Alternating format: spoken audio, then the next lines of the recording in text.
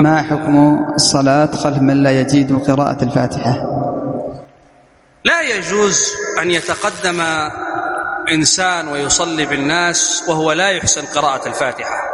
لماذا تتقدم وأنت لا تحسن أن تقرأ الفاتحة وهي ركن من أركان الصلاة؟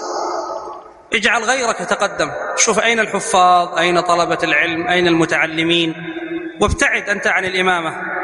الإمامة هذه تكليف ليست تشريفا، فلا يتعلق قلبك بأن تصلي بالناس. بل حتى طالب العلم وهو طالب علم ننصحه ونقول له ابتعد عن الإمامة، لا تفكر فيها، دعها لأهلها.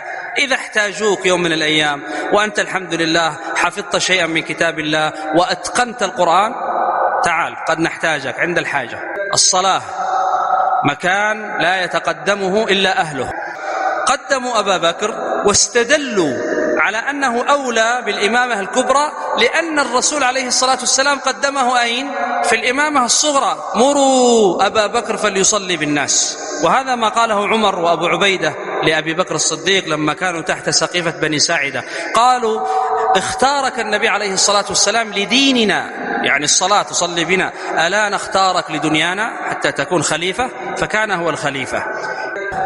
لكن لو دخلت مسجدا وصلى بك شخص لا يحسن الفاتحة وأنت تريد أن تصلي الجماعة وأنت لا تدري من هذا الرجل، إن صلى وغير المعنى أو أسقط حرفا أو تشديدا الصلاة باطلة لا تصح، لأن قراءة الفاتحة ركن من أركان الصلاة، لا تصح الصلاة إلا بها.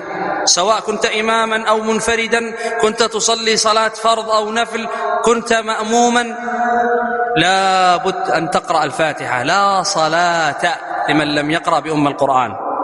حتى المأموم يجب أن يقرأ الفاتحة مع إمامه أو بعد إمامه. فلو حصل شيء من ذلك أنه لحن لحنا جليا واضحا، غير المعنى، أسقط حرفا، ترك تشديدا، هذه صلاة باطلة. أما إذا كان اللحن لحنا خفيا لا يغير المعنى ولا يسقط حرفا، ففي هذا الصلاة صحيحة، لكنه أخطأ